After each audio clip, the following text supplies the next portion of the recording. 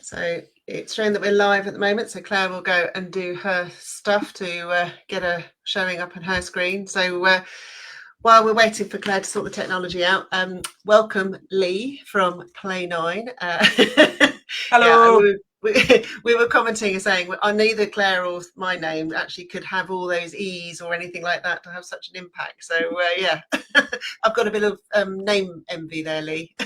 It's probably a bit of Lego is probably what's happening there. Just trying to feel like I can actually shorten Oh it. my God, But Lego, bless you love it. guys. Thank you so much for having me. I super appreciate it.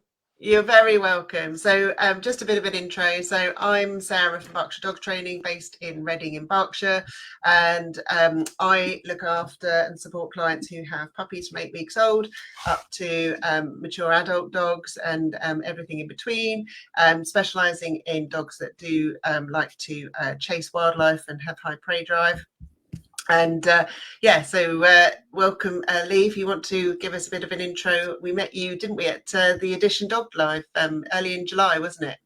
Yeah, 100%. Like I say, I really appreciate you guys having me on. You're a bright pair of legends, so thank you. Yeah, no, we did. Edition Dog that was the first time we've done that. But yeah, really cool event, eh? Like proper good. Cool. Oh, sorry, I was So meant to be giving an intro, wasn't it? Before we jumped, to give you a bit of a caveat, before we jumped on this call, I was trying to explain that the tiny bit of brain I have left is definitely fallen out my ear. So apologies for the yeah. My name's Lee. Lovely to meet you. Hope everyone's cool and having a wonderful day. Yeah. So one of the founders of Play 9. We're a small little team. We basically our whole mission is to sort of shape the future for the way that we treat dogs, health and wellness for canines. So that's kind of what we're doing at the moment. I've had a bit of a mental sort of previous story to this that I can fill you guys in on in a bit. But yeah, we're that's me, if that helps. That was like the worst intro ever, wasn't it? don't worry. Oh, it was great. It just shows how real it is and it's not planned at all. So Claire, just for the benefit of those watching. Oh, that was scripted. No, I've got a script here. That's I was going. Go on, Claire. Hello, my name's Claire. I run Insight Hounds. So Insight Hounds, I only work with sight hounds and specialise in ex-racing greyhounds. I work with sight hounds online, and we have some classes that are based in a place called Shustoke, which is about 10 minutes from the NEC. Cool. Thank you. That's me, Sarah. Fabulous. So when we met up with Lee, we shared that we do these lives, and we are really pleased that he agreed to do this because it really ties in really nicely to our year of enrichment that Claire and I have been talking about with a number of different people from the dog training industry to come and talk about their, and how it fits into enrichment. So, your product, both Claire and I use. So tell us a little bit, like you were leading to earlier, about how did it come about? How do you know the name of the company and how did you come up with the product? You said you figured out Play 9 earlier, correct? I only figured it out today. I'm embarrassed to say. I had a moment. No, not at all. I went, oh.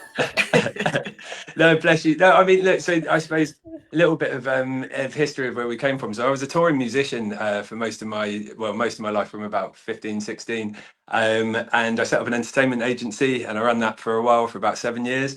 Was not far off selling it with the idea of retiring a bit early and just trying to give back as much as you could. And then COVID, like it just wiped everything. So obviously all of our clients and people that we worked with were other musicians in venues, pubs, clubs, restaurants, who all, had the same kind of issue. So we kind of, we lost that pretty much overnight. Oh, hello, Bubba. Sorry, dog's come to say hi.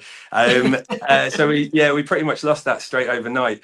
And very quickly, I've got a wife and a kid. Didn't have a pooch at the time, and very much just needed to put some money on the table and try and figure some stuff out. So a friend of mine sort of suggested that we were all right at marketing, and he said, "Why don't you do that in a different industry?" So we set up a marketing company, which I still run, and it's kind of, I hate it. It's horrible. It's in finance. It's in bloody finance. So look, word to the wise: if you ever want to, enjoy a business, don't do anything in finance. The problem is that you have to kind of deal with people that only care about money and nothing else. So their main driver is just that's what they want to do. So their decisions, in my opinion, are normally based off of how can I make the most cash in the quickest way. And I wasn't raised like that, so I'm not interested. So that kind of allowed us to be able to keep a bit of a roof over our head. Hello, Bubba. Keep a roof over our head. Put some food on the table. Do all those things that are really, really important for a family. And because there's an importance to the fact that this is a finance business. So the problem that I'm sort of scatty as hell, as you can probably tell, like bouncy ADHD everywhere. And I always have to have these video calls with like investors, bankers, finance people, who's the aforementioned, very, very particular. They don't find dogs fun at all. They don't like it when dogs come on video calls. They're all very much suited and booted. And so because of my lack of concentration, I was forever after we got Tuki. Tuki's my Rottweiler that's just sat down there, love of my life. And I would sit on these video calls and they were so god awful because I'd be trying to focus, which I find a struggle anyway, talking to these people about finance, which I struggle with anyway. And then my dog, and I'll come to this in a second, but my dog is super clever. As you guys all know, Rottweiler is really, really clever dog, super trainable, but also can be extremely stubborn, extremely needy. And she just figured out, she kind of figures out the game to everything. If there's a cheat code, Tuki will figure it out. And she knows whenever I went on a Zoom call or a video call with any of these guys, that's when she'd kind of like waddle over and start sort of like pathetically mewing. You know that sound that dogs make? So like now. Yeah. And obviously I'm trying to focus, and I love dogs. We're all about like dog health and wellness. So I'm not sort of going to brush her off or anything like that. And I'm thinking like, how can I get around this? So sometimes I'm trying to train her at the same time, but then my focus is going from the calls I'm meant to be on, blah, blah, blah. And then we just tried everything. Like, I don't know how many different dog products we tried to keep her busy at these times. So enrichment, toys, different bits and pieces like that. There were some times where I was even trying to play like tug toys while I'm playing, and like we're doing the call like that, and the guy's like, "Are you okay?" And she'd just either, the two things that would always happen, she'd annihilate them really quickly. You literally oump, and the whole thing's gone. Or she'd get bored of them and she'd figure out a cheat code. So there's three of us in the business. There's myself, a guy called Richard, and a guy called John. Both of them are absolute superstars, just complete legends. And my wife, who I'll come to in a second. And me and John works around my house. Since I lost the offices for the last business, like, we work from home. It's much easier. Get to see your kids and your family a lot more and stuff like that. Absolute blessing is working from home, I think, for most people. Anyway, and we just sort of had that thing one day where we were like, we could probably make something that works better than all these toys that we've been trying. And some of our problems that we had with them, they were like hard plastic. We've got hard floors, so they're really loud. More so, they're dangerous for the dog because for Tuki, she'll shard off bits of plastic. I hate plastic anyway, of course. But she'd shard bits off, she'd start chomping it. It's slamming around. Sounds like a drummer's in the front room, like it's all of these things. Or they just didn't work. She'd get bored of them. She'd figure out the cheat code, la, la, la, la, la kind of thing. And this went on and on. So me and John Boy one day were just like, I think we could do this better. It was kind of a bit of a tongue-in-cheek passing thing. Now, the other part of this story that's important is that when COVID happened, my wonderful, gorgeous wife, I don't know if she can hear, but just in case she can, she's wonderful and gorgeous. She basically, she'd always done jobs that she just didn't really care for that much. And she'd very much, I've always seen, she's just such an inspiration to me. And I've always seen that thing that wants to burst out, that she wasn't letting it happen kind of thing. And people have that for so many reasons, like a bit anxious or a bit nervous or distressed about whatever, or there's a plethora of reasons that can happen. But it was always bugging me because I knew what she had in her.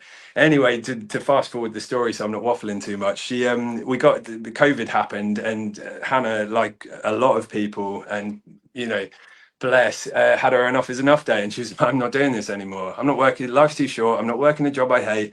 I'm not going to do anything that I really, really don't want to do.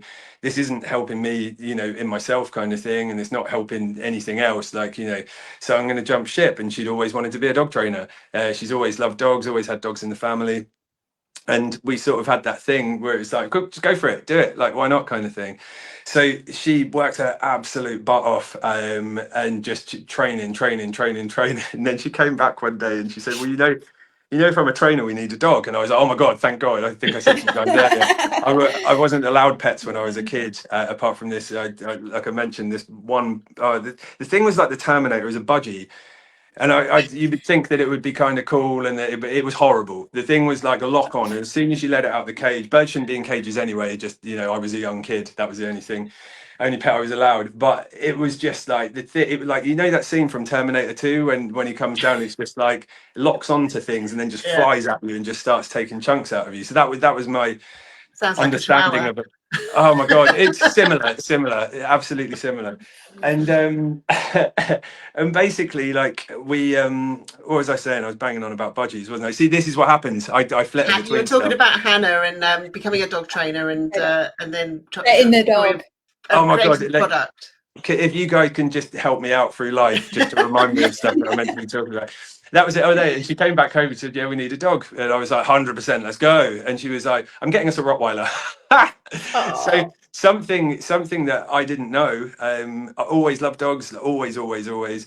But something I didn't know that there was breed specifics. I didn't know that a dog's a dog, right? Like, I didn't know a Rottweiler was slightly different to something else. You know, they're all dogs. They all have tails. They all sniff and wag and all of those things. And then Hannah starts explaining to me the reasons why, and she's like, "Well, the dog's super clever. You know, that means I can train her better." And she, at the time, she was looking into getting into sort of very specific types of training, kind of similar to yourselves, kind of thing. And I was like, "Rottweiler, all right, let's go."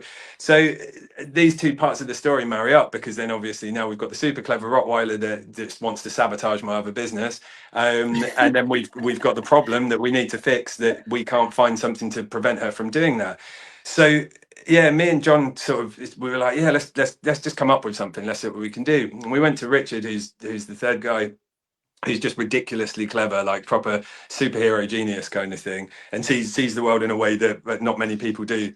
And we were sort of he's a cat person, by the way, so you can boo. But we were trying to we were trying to explain to him, look, like, we've got this problem, we want to fix this thing, dog toy, blah blah blah. And we were sort of explaining what it was, and he was like, "I know the shape for that. I know a shape." Because one of the things that when we explain that Tukey keeps figuring out the cheat codes, and you guys might have had this with some of your clients with your own dogs, where they'll be clever enough that, you know, you'll give them, I won't say the K word, we don't use the K word, but you'll give them one of those toys, you know, and they'll figure it out and they know what to do with it, and it lasts them 2 seconds instead of 15 minutes or something like that. And he was like, "I've got an idea. I've got this specific shape that I think will work." So I've got, of course, product placement. So so the idea is, hey, oh my I god, left mine downstairs. let's go. Have it on the seat, on the desk. It's downstairs. No, bless you guys. So the point is that one of the main things that we wanted to fix, apart from the fact that we didn't want to use plastic and we didn't want to use anything that was dangerous for dogs or anything other than enriching and helpful and, you know, great. So we sort of developed this special type of like squidgy kind of weird rubber. You can actually run these over in a car. I don't know if I told you that Oh, before. wow. Yeah, it's wow. yeah, and they just pop back into shape. It's hilarious. We have done this. But one of the main things was we wanted a slow feeder and an enrichment toy, but we wanted it to recreate the hunt, and we couldn't find anything that sort of that gets the dog's prey drive going. So the closest thing we could find was the wobbler. Do you know the big? Yeah. So K-word that, wobbler. yeah, the K-word wobbler. So that was obviously like, that's hard plastic. It's really loud. It's actually, I mean, she's annihilated the two that we got her, and again, bits of plastic sharding off. Just, you know, I've we had a didn't. German Shepherd client use it, and, you know, because I lent it to them just for an enrichment exercise, and I was like, okay, this isn't quite how I left it. Yeah, well, this is it, right? No, 100%. No, 100%. Well, the weird thing about the Roolo is the shape of it. That sort of Rich remembered this shape from back in the day. It's in it somewhere. It's called, the science behind it, it's called a rouleau tetrahedron. Rouleau is spelled, it's actually French, like a rouleau, but we thought we'd dumb it down and just rouleau, just so it's easier to search, you know.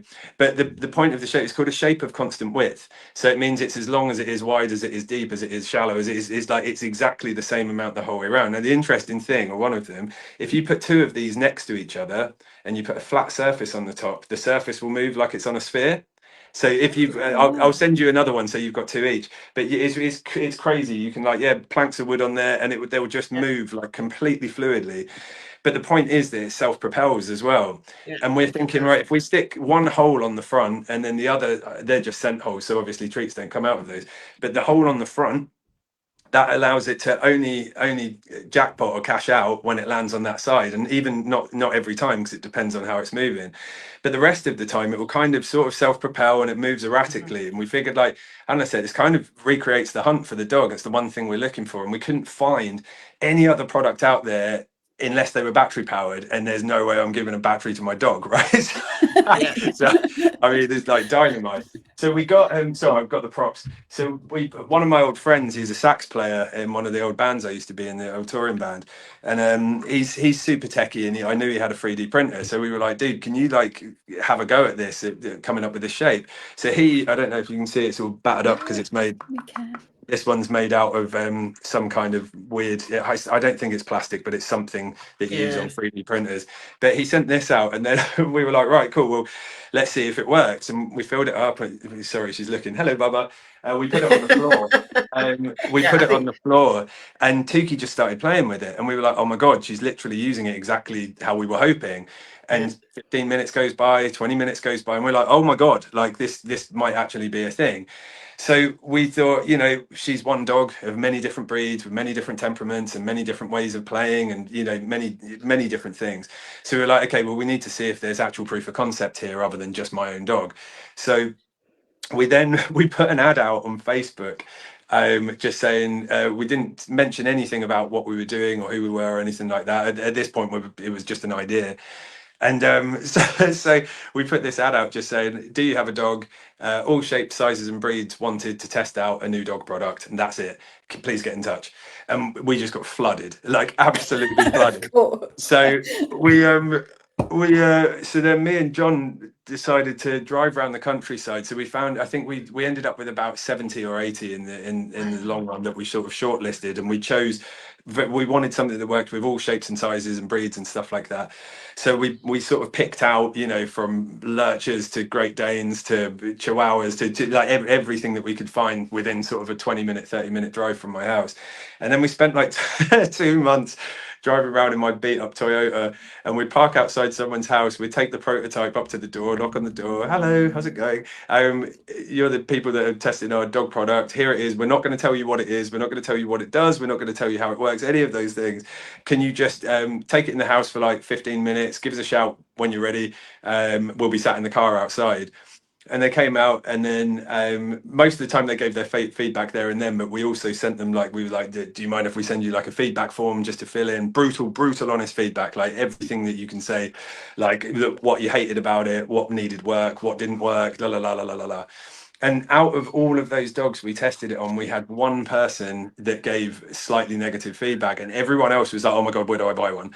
They were like, the pricing that we were suggesting, we didn't even say that. We said, what sort of price would you pay for it? And people were hitting sort of where we were hoping for. You know, how was it used? How long did it last for? You know, did your treats fit in it? Da, da, da, da, da. And literally it was 99.9% came back and was just like, yeah, where do I buy one? So we're like, I think we've got a thing here, boys. Like, I think there's actually something we can do here. So then, fortunately, thanks to Hannah, because she obviously has been consulting us. We all love dogs, but like, she's the complete expert kind of thing. So she's just been consulting us with, okay, you want to make it out of this, you want to try this, la la la.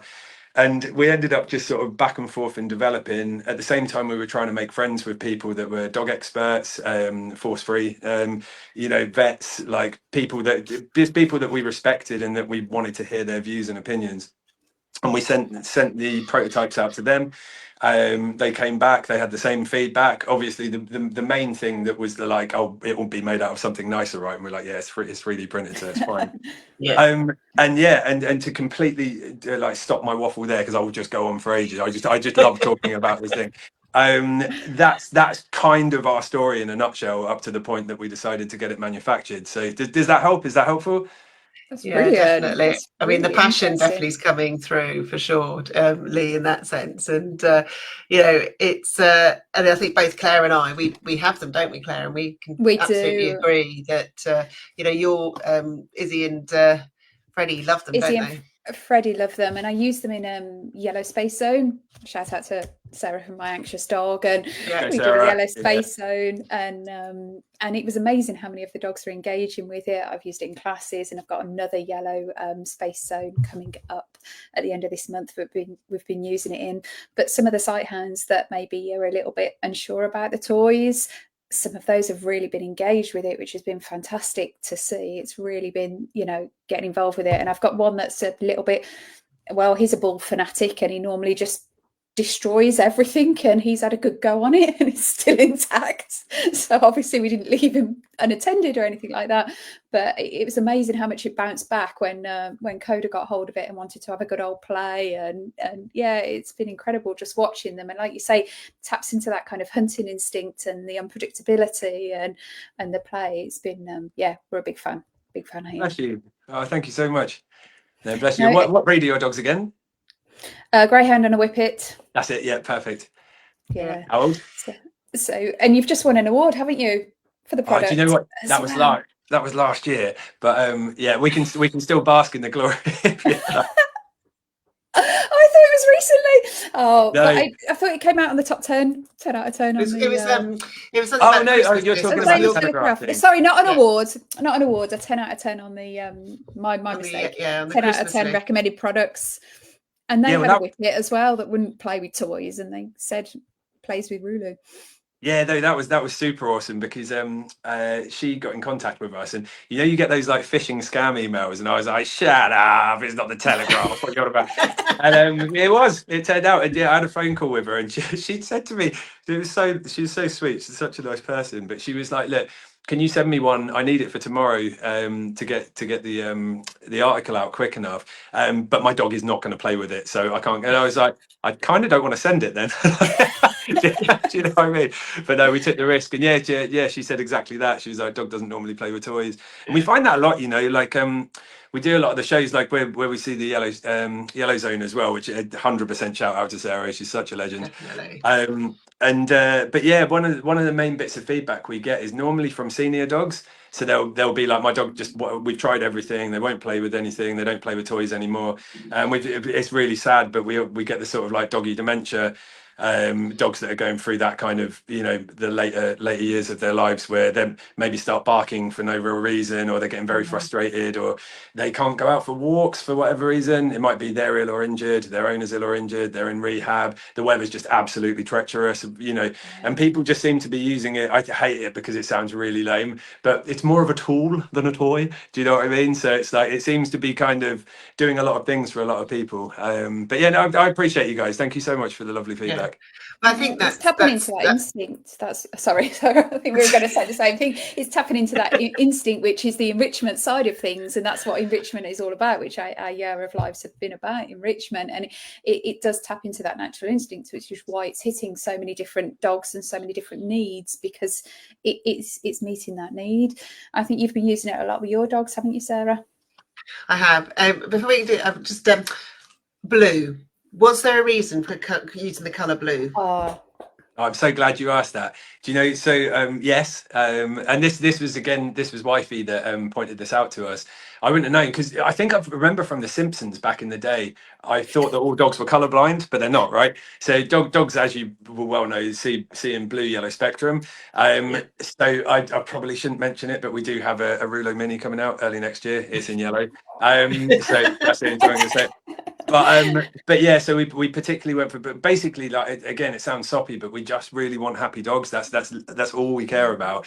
And the problem is, when, you know, there's some products out there that are red, but the reason that they're red is because it draws the customer in, it draws the human in, and it's still amazing products, like, completely. I'm not dissing anything, but we wanted to do something with Play9 where it's so dog centric, and it's just about what's the best thing for the dog.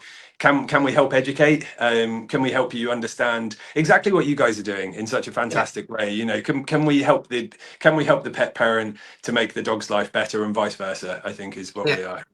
Yeah, and I thought that might be the case, because I didn't know, and you know, obviously knowing the colour schemes and things, but you know, not to ignore your question, Claire.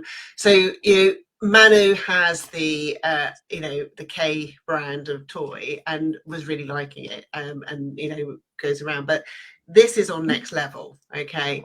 And we've got different types of flooring, and he'll play around with it, and I do ration what I put in it for him. I don't know how full you need it to be, because again, if you do get one, I've kind of been putting a cupful in there just to sort of keep him occupied. I don't know if it, if with your Lukey that you fill it up to the brim to keep her entertained when you're on other Zoom calls or not. Oh God, no, it would be one no. of my... No, she would eat it if we filled it up to the brim. Right. Okay. But no, we're sort of, again, we're just super about the dog welfare. So we're very, very particular about sort of how much, what kind of foods we use. I can tell you, I mean, it'll make you potentially screw your faces up, but she only drinks. I don't know. She only drinks bottled water. So. Oh my God. But you know what? Right, honestly, she's 4 years old now. The first year we had her, so Hannah knows so much about dog training, but we were finding our feet with dog nutrition. Like, had no real idea. It's a minefield. 100%, 100%. Yeah. And so the first year we kind of went off what the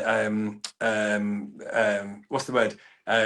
The breeder sort of said to us, look, you should use this particular stuff. It was kibble. I'm sorry for my sins. Like, we didn't realize. Yeah. And and so and there's nothing wrong, you feed your dog what you're going to feed your dog, you do you kind of thing. But for us, we had this thing where it's kind of like, I just want my dog to be as happy, as healthy, and live as long as she can. That's all I care about in this situation.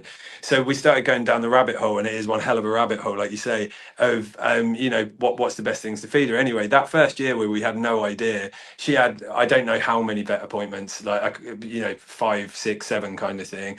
Since we switched her to raw and we switched her to like non-tap water, she had nothing. Her coat is the shiniest it's ever been. She's impeccable health, and I've done so much research on it. I really genuinely believe that most of that is down to her nutrition and what's going into her. Do you know what I mean? So yeah, no, it's really important. I mean, we had a live with Chewing with River, which is cool as well. Yeah. So but feel free to watch that live back. Will do. No, I didn't know she was on there. Absolutely will. Be found on either of our channels on YouTube, where this will eventually go, because Facebook just throws them off after so many months. Days. Mine have filtered water as well. I'm on board. Yeah. Well, do you know, it's the thing is, I remember someone saying it about humans before, and it was like, it's something about like, what you put into your body, and people are always like, it's so expensive to eat healthily, it's so expensive to go to the butcher or the greengrocer or whatever, and it's like, cancer's way more expensive than that. And I don't want to get to like 50, 60, something like that, and then have all these medical bills because I haven't looked after myself, and I don't want the same for my dog. do you know what I mean? So I'd rather do like a little more outlay now where we can, and you can deal with those things cheaply as well. Like you can work around it and figure out ways, kind of thing. But to go back to your original point, yeah, we definitely don't fill the whole Roolo up with. That's good, because people wouldn't know, whether to do that or not, and part of the excitement about it is actually having the movement of the treats that are in there. So it makes perfect sense to me, but I think it's important to share that information out there and stuff. And we had one of the... Sorry, Claire. I was just going to say, one dog that I loaned it out to, the fabulous Jimmy, he wouldn't have treats in it because it slowed it down too much. He preferred it without treats. He would just chase it for ages without treats. They're like, it's great, but if we put any weight in it, it's a bit slower, and he doesn't like bless it. him. So he just plays with it without anything in it. Oh, Jimmy, you are a legend, sir. We keep joking about using it to kind of, you could put sweets in it for kids. Not that we would condone that, but like there's all sorts of stuff that you could put in there and get different people to chase. We actually, just real quick, we had we sent a load off just on a bit of a mad mission. We sent a load off to a local safari park, and we've had hedgehogs, meerkats, pigs. Wow. I can't think what those really cute little monkeys are, but yeah, we've had a bunch of like random animals that have all sort of been having fun with it as well. So yeah, no, it's cool. Oh, brilliant! I can't wait to see the photos about that. But on the other side of Jimmy, I've got I've got a couple of the products at home, and like I say, Manu was all over it. But Poppy, it's interesting because she's got the one that's got the high prey drive. Okay, so she's the one that will really chase a squirrel and a rabbit. But actually, when it came to it, she was a little bit more uncertain about it. And as a trainer, I know that when we introduce new items, we need to, I always put everything on the floor, okay, and give them their space and confidence and stuff. Now, Manu was straight in there and just, it was already going around. But Poppy was like, you could see she was a bit nervous, filling it up with tasty treats and making sure that the hole was actually on the ground so that she could then push it and then the treats would come out. But as soon as it wobbled back to her, she was a little bit uncertain. But I know, through knowing it's the right thing for her, and she absolutely loves it now. But I did need a little bit more patience with her because of her, understanding what I was reading, and not giving up that, okay, she's just not going to be interested, because I knew that she would love it, but because it is a fantastic product. Any thoughts or comments around that would help me as a dog owner as well, or in those situations? Do you know what? 100%. So it's the most important thing, like so important. The last thing we want is dogs that are nervous or scared, or like it's not for everyone. It seems to be for most dogs, but if it's not, but on the flip side of that, that's the last thing we want. On the flip side of that, from with the wife as a trainer and us being super doggy and exactly what you just said, sometimes it's not, it just needs a little bit of work to be able to get past it. So I think as long as you're doing that with love and compassion, and you're positively reinforcing what you're doing, and the dog is okay and is not scared. Yeah. We don't want scared dogs, we definitely don't want that. But we've found quite a lot of times we've had some customers, there's two things. So we've had some customer feedback where they've said, like, I've been trying this for like 3 weeks and they've finally got it and now they love it and it's amazing. And then we've had some people where they've gone like, yeah, I put it down on the floor and it doesn't work, so I want a refund. So I think that the thing that I've learned is you're dealing with, because you're dealing with people, it just really depends on how much effort and love and compassion that person wants to put into their pet. And you've probably got the similar with clients, where sometimes maybe they've got a lockdown dog and they didn't really have any idea how much time and effort and care that takes, and and then some of them, they've gone really positively and gone, do you know what, I need to learn this, and they've put the effort in. Some of them don't have the time, and whatever's happened there. So I think to your point, you can definitely train dogs into using all sorts of things, inclusive of the Roolo. I just want to caveat that with, like, we definitely, if it's not for them, it's not for them kind of thing. We're definitely not about, like, we don't want to make a sale over have a happy dog, if you know what I mean. Don't give up, I think, is also, but also just see, because actually she's just, whereas Manu just loves rolling around, she's just happy following the treats as they come out. So there's still an enrichment element there. It's just trying to work out what your dogs are enjoying and making sure that works and stuff. So now we have got a question from Jane about a staffy, right? Oh, I thought it was going to be, why does he look so much like Brad Pitt? But unfortunately, I mean, obviously, if you took your hat off, we'd be there, wouldn't we? But she has got a gorgeous staffy, and he is very, very chewy and just typical staff. And my boy's part staffy. So she says, "Is it really indestructible? How much can you convince Lee?" Do you know what? I wouldn't want to convince you. I'll give you my honest answer, is there's no such thing as an indestructible dog toy. So if any company ever brands their dog toy as indestructible, they're lying. Secondly, I love staffies. Please give the pooch a big old squish from me. Thirdly, so what we did, we'd always suggest that you supervise your dog when they're playing with anything, any type of toy, chew, like any of those things. However, because the last thing we want is unhappy customers or anything like that, we've got a 1-year guarantee on it. So if your dog does buy the Roolo, if your dog buys the Roolo, that would be a mad. If your dog buys the Roolo themselves, that would be good marketing. Right. If you do grab a Roolo for your dog and your dog does start to chew at it and it's too much and it's not working, just let us know and we'll sort you out and we'll full refund you. You can gift the one that you've got to a local pet charity or Worthy Pooch Pal or any of those things. But yeah, don't let people lie to you and say that you can get indestructible toys, because you can't. Brilliant. I hope that helps. Sorry. Yeah, no, definitely. Well, I've responded to her. So, we're back to follow-up question. Where can she get one? So, do you want to tell us where we can get?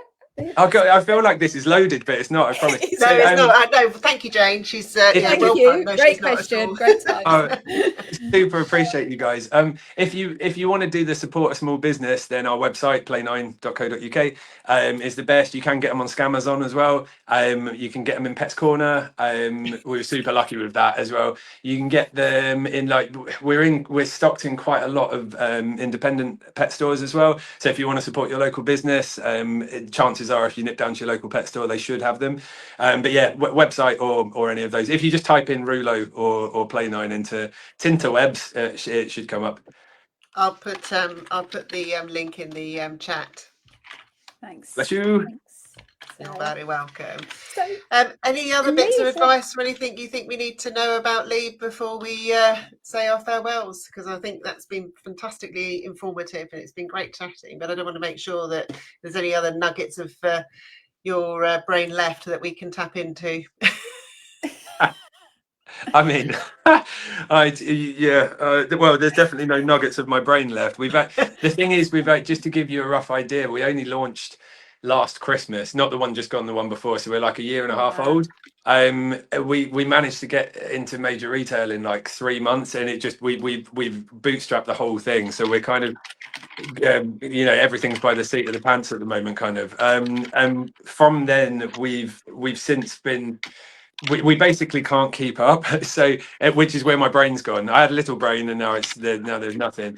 But I mean, I don't know if it's a nugget, but like I said, we just want happy dogs. We just really want to try and make a dent, big or small, into that kind of world. So any feedback that you've got for us, anything you want us to try and do better or anything like that, please just do let us know, because we'll jump on it.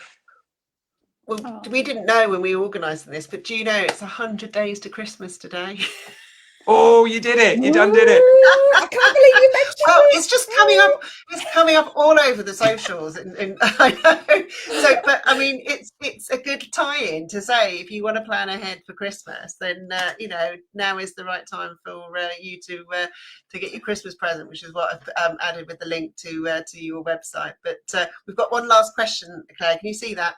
Yeah, well, it's kind of a comment. Chris says that our colleagues have had their Roolo for over a year and it's still going strong. Yes, thank you so much for the fantastic. support, buddy. Appreciate it. Fantastic. And Lee, what's in store for the future? Are you allowed to tell us or not? Or Do you know what? As you asked so nicely, top secret? No. As you are so nicely. So we've actually got this side of Christmas. We've got our own treats coming out. One of the things that we get asked all the time is what do we put in it? So we've actually spent a considerable amount of time developing 4 different types of treats. They're all 100% with no additives, no nothing. Like there's absolutely nothing in them apart from beef, venison, liver. They're super. They're really cool. They're really good. Super high reward. Great for training. Great for sticking in the Roolo. So we're going to be launching them soon. They're actually going to be called Tukey's Treats after Tukey. Just because we test everything on her. So we've got Tukey's Kitchen. We actually made this cool little cartoon of her in a chef's hat. So you'll see that when they come out. This isn't massive.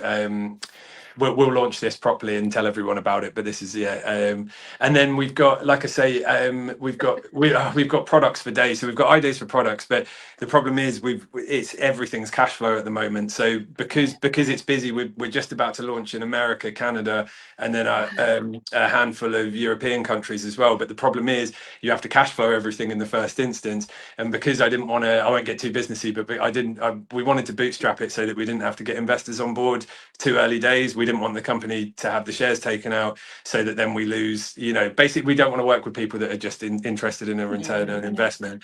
So we've hence the lack of hair. So we are so to answer your question, we've got the treats coming out this side of Christmas. We've got the Roolo Mini coming out at the start of next year, and we have got probably about 20 other products like that we've really tried to be innovative with, kind of similarly, that we just need to be able to find the cash to bring them to market. But hopefully we will get there. How about you guys? What's new? Oh, that's so exciting. That's so exciting. Yeah. No, can't wait. Well, we've got some. Well, I mean, we're going to have some great lives, even as good as this, with some people lined up. I mean, Claire and I are being super organised for next year. We're on the case. So, and we've got another toy, Tug Enough, which Tug Enough are awesome. Yeah, Wicked company. Yeah, so Danny's joining us in November, isn't he, Claire? And he's just a service in really October. exciting. So, in that sense. But yeah, so we've got a few good people coming up over the next few months that we can't wait to chat away to, like we have. And it's been a brilliant chat, Lee. Your enthusiasm has been, definitely shown for the products, and your care and consideration for the dogs and their owners and how they benefit. So thank you very much for your time tonight. Oh, do you know what? Absolute pleasure. Sorry if I was a bit waffly and off my game, but I very, very much appreciate what you guys do. You're both so fantastic, and I really just do appreciate you having me on, and chatting shop. Appreciate it. Thank you. No, it's fabulous, and we can't wait to see what's coming in the future as well. We'll be keeping an eye on everything. So thank you so much. Oh, that's a brilliant finish. Jane's just put a comment to say I'm off to order one. Thank you so much, Jane. She's got some great comments in as well. Yeah, tell her to keep in touch. Please let us know your thoughts, feedback, and everything. We'll get some photos. Yeah. Oh, thank you so much, Lee. That's Thanks, guys. Thank you. Bless so you guys. much. Have a wonderful day. Thank you. Bye.